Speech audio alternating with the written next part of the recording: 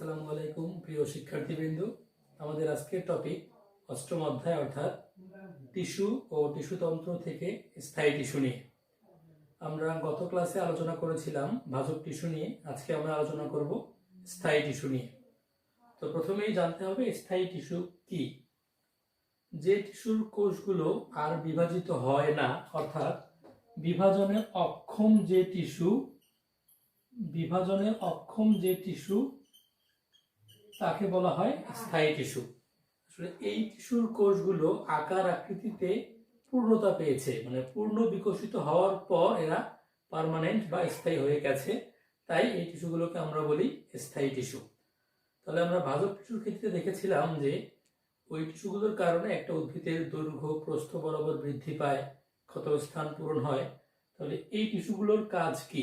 আমরা যদি চিন্তা করি, স্থায়ী টিস্যুর কাজ হচ্ছে খাদ্য তৈরি করা, খাদ্য পরিবহন করা, খাদ্য সঞ্চয় করা এবং গুরুত্বপূর্ণ একটি কাজ হচ্ছে উদ্ভিদের দৃঢ়তা প্রদান করা। অর্থাৎ একটা উদ্ভিদ যে শক্ত হয়ে দাঁড়িয়ে থাকে, তার এই দাঁড়িয়ে থাকার সামর্থ্য প্রদান করে যে টিস্যুগুলো, সেটি হচ্ছে স্থায়ী টিস্যু বা পার্মানেন্ট টিস্যু।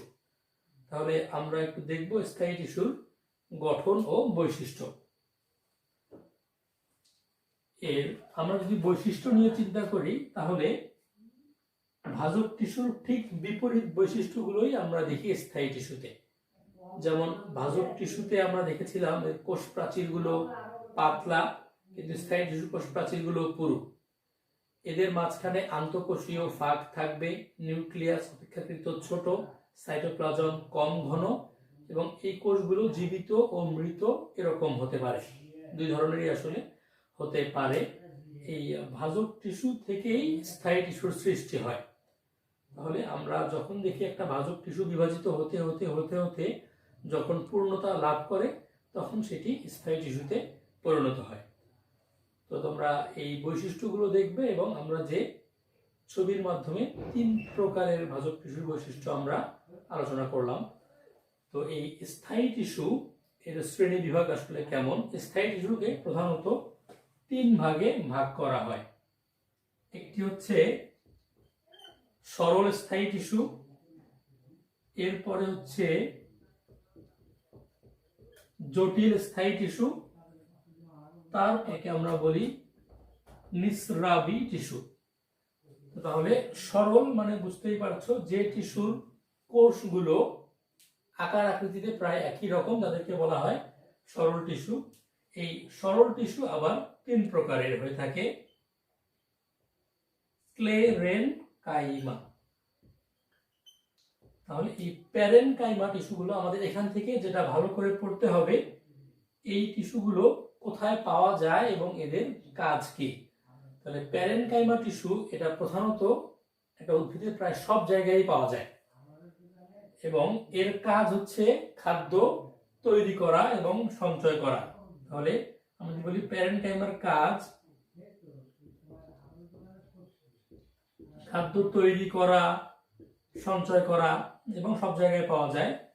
কোলেনকাইমা টিস্যু এটি সাধারণত খাদ্য কিছুটা পরিবহন করে থাকে এবং উদ্ভিদের দৃঢ়তা প্রদান করে থাকে, একটা উদ্ভিদের শক্ত হয়ে দাঁড়িয়ে থাকে। সাধারণত এই কোলেনকাইমা এটি পাওয়া যায় উদ্ভিদের পাতায় যে শিরা বা মধ্যশিরা থাকে, এই জায়গাগুলোতে পাওয়া যায়, এবং নরম কাণ্ড যেমন কুমড়ার কাণ্ড, এই সকল জায়গায় পাওয়া যায়। এবং স্ক্লেরেনকাইমা এগুলো আসলে চিকন তন্তুর ন্যায়, এটা প্রধানত উদ্ভিদের দৃঢ়তাই প্রদান করে থাকে। একটা উদ্ভিদের একদম কর্ক টিস্যু আমরা যেটাকে বলি, কাণ্ডের অভ্যন্তরে যে টিস্যুগুলো পাওয়া যায়, যার ফলে একটা উদ্ভিদ শক্ত হয়ে দাঁড়িয়ে থাকার ক্ষমতা অর্জন করে, সেটি আসলে স্ক্লেরেনকাইমার সাহায্যে হয়ে থাকে। তো এখন আমরা এই 3 প্রকার টিস্যু দেখলাম। তোমরা একটু এমসিকিউ এর জন্য এখান থেকে পড়ে রাখবে যে এদের অবস্থান ও কাজ।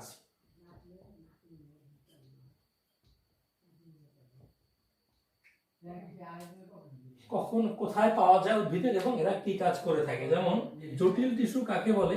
আসলে সরল টিস্যু বলতে এদের কোষগুলোর গঠন খুবই সরল, বিধায় আমরা এটাকে সরল টিস্যু বলি।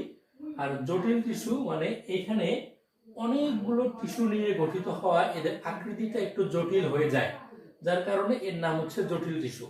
সাধারণত জটিল টিস্যু 2 প্রকার। একটাকে আমরা বলি জাইলেম, আরেকটি হচ্ছে ফ্লোয়েম। তাহলে এই জাইলেম ফ্লোয়েম মিলে জটিল টিস্যু, এবং এই দুই প্রকার টিস্যু প্রধানত উদ্ভিদের খাদ্য পরিবহনের কাজ করে থাকে বিধায় এদেরকে বলা হয় পরিবহন টিস্যুও বলা হয়ে থাকে। পরিবহন টিস্যু বা যে সকল উদ্ভিদে টিস্যুগুলো পাওয়া যায় তাদেরকে বলা হয় ভাস্কুলার উদ্ভিদ। তোমরা জানো যে টেরিডোফাইট থেকে পরবর্তীতে যেগুলো উদ্ভিদ সূচনা হয়েছে এগুলো হচ্ছে ভাস্কুলার উদ্ভিদ। এর আগ পর্যন্ত যেগুলো নগ্নবীজি আর বৃত্তবীজি এগুলোতে পরিপূর্ণভাবে আসলে পরিবহন টিস্যু থাকে না। তো এই জাইলেম এবং ফ্লোয়েম এরা আবার এক একজন 4 প্রকারের টিস্যু নিয়ে গঠিত, কোষ নিয়ে। যেমন জাইলেম 4 প্রকারের কোষ নিয়ে গঠিত। কি কি সেগুলো? একটা হচ্ছে ট্রাকিড, মধ্যে ট্রাকিড যে কোষগুলো এটা আসলে সূচালো হয়ে থাকে, মানে দুই প্রান্ত সূচালো, মাঝখানটা একটু মোটা, অনেকটা মাকু আকৃতির। এই ভেসেল বা ট্রাকিড এরা অনেকটা এরকম লম্বাটে কোষ হয়ে থাকে। আর ফাইবার মানে তন্তু, তোমরা জানো যে তন্তু সাধারণত এই পরিবহন টিস্যুগুলো উদ্ভিদের মূল থেকে পাতা পর্যন্ত বিস্তৃত থাকে, খাদ্য পরিবহনের কাজ করে বিধায়। আর এই ফ্লোয়েম টিস্যুগুলো এরকম 4 প্রকারের কোষ নিয়ে গঠিত। একটা কাইমা। তাহলে এই সিভ নল সঙ্গী কোষ এগুলো কি দেখো? সিভ নল এই কোষগুলো সাধারণত নলের মতো এরকম লম্বা আকৃতির কোষ হয়ে থাকে। আমরা যদি প্রস্থচ্ছেদ করি এর মাথা এরকম দিকে এরকম আসলে এই জায়গাতে চিরুনির খাপ যেরকম থাকে ছোট ছোট ছোট ছোট ছোট ছোট ছোট ছোট ছিদ্র আমরা দুই দিকে খেয়াল করে থাকি। তাহলে এই যে জায়গা এটাকে বলা হয় সিভ প্লেট, এটাকে বলা হয় সিভ প্লেট। আমরা এটাকে যদি উপর থেকে দেখলে এরকম দেখা যাবে, যেমন চিরুনির যে ছোট ছোট ছোট ছিদ্রগুলো থাকে এরকম দেখা যায়। তাহলে এটা হচ্ছে আসলে সিভ নল। এই সিভ নলের পাশ দিয়ে একটি কোষ থাকে যেখানে এরকম নিউক্লিয়াস থাকে, এই কোষটাকে বলা হয় সঙ্গী কোষ, মানে সিভ নলকে সঙ্গ দেওয়ার জন্য সঙ্গী কোষ, এটি হচ্ছে সিভ নল। তোমাদের ইম্পর্টেন্ট একটি প্রশ্ন মনে রাখতে হবে যে এই সিভ নলে আসলে কোনো নিউক্লিয়াস থাকে না, পরিণত সিভ নলে কোনো নিউক্লিয়াস থাকে না। তোমরা 3টা জায়গায় জীববিজ্ঞানে এরকম পাবে যে 3টা কোষে নিউক্লিয়াস পাওয়া যায় না প্রধানত। একটি হচ্ছে পরিণত লোহিত রক্তকণিকায়, একটি হচ্ছে অনুচক্রিকা, আর একটি হচ্ছে পরিণত সিভ নল। এমসিকিউতে এই প্রশ্নটা খুব ইম্পর্টেন্ট। তাহলে এই যে ফ্লোয়েম আমরা দেখলাম, তাহলে এদের কাজ কি? আমরা নামের সঙ্গে তোমরা দেখতেই পাচ্ছ খাদ্য পরিবহন করা। কে কি ধরনের খাদ্য পরিবহন করে যদি একটু বলে থাকি, সাধারণত মনে রাখবে যে যদি এটা এরকম একটা উদ্ভিদ হয় তাহলে এর হচ্ছে মূল, উপরের দিকে যদি পাতা থাকে। তোমরা একটু মনে রাখবে যে জাইলেম, এখানে জ আছে, জ হচ্ছে জল, জল মানে পানি। তাহলে পানি এবং খনিজ লবণ নিয়ে যায়, এবং পানি খনিজ লবণ আসলে আমরা জানি যে মূল থেকে সংগ্রহ করে। মূল থেকে উপরের দিকে পানি এবং খনিজ লবণ নিয়ে যায় হচ্ছে জাইলেম। আর ফ্লোয়েম, এই যে ফ্লোয়েম এফ মনে রাখবা, ফুড, ফুড বা খাদ্য। আমরা জানি যে পাতায় খাদ্য তৈরি হয়, তাহলে এই পাতায় তৈরিকৃত খাদ্য সমস্ত উদ্ভিদে ছড়িয়ে দেয় যে তার নাম হচ্ছে আসলে ফ্লোয়েম। এই জাইলেম এবং ফ্লোয়েম এরা উদ্ভিদের খাদ্যগুলো এক কোষ থেকে অন্য কোষে স্থানান্তরিত করে, জন্য এদেরকে বলা হয় পরিবহন টিস্যু। তো এই পরিবহন টিস্যু গুচ্ছ এরা কিভাবে থাকে, মেটাজাইলেম, প্রোটোজাইলেম, এদেরকে বলা হয় ভাস্কুলার বান্ডল। সাধারণত কেন্দ্রে থাকে। এই ভাস্কুলার বান্ডল নিয়ে আমি আরেকটি ভিডিও আপলোড করব, তখন আমরা এটা আশা করি ক্লিয়ার হয়ে যাব। তাহলে এরপর আমরা আরেকটি প্রকারভেদ বাকি রয়েছে, সেটি হচ্ছে ক্ষরণকারী বা নিঃস্রাবী টিস্যু। দেখো নাম দেখেই বোঝা যাচ্ছে ক্ষরণ মানে কোনো কিছু সে নিঃসরণ করে, এরকম যে টিস্যুগুলো।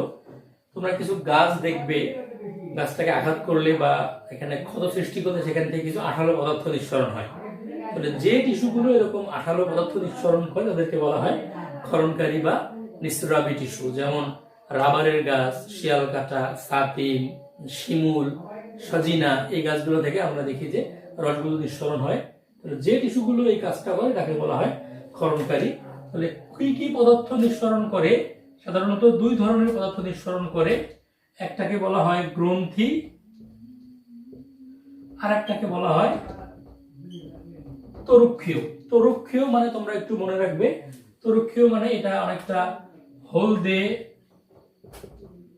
বা সাদাটে আঠালো এক ধরনের তরল পদার্থকে বলি আমরা তরুক্ষীয়। আর গ্রন্থি টিস্যু থেকে সাধারণত উৎসেচক বা আমরা যেটাকে এনজাইম বলি, উৎসেচক, তারপরে মধু যে নিঃসরণ করে, এগুলো আসলে গ্রন্থি টিস্যু থেকে নিঃসৃত হয়। তাহলে এটাই ছিল আমাদের স্থায়ী টিস্যু নিয়ে আলোচনা।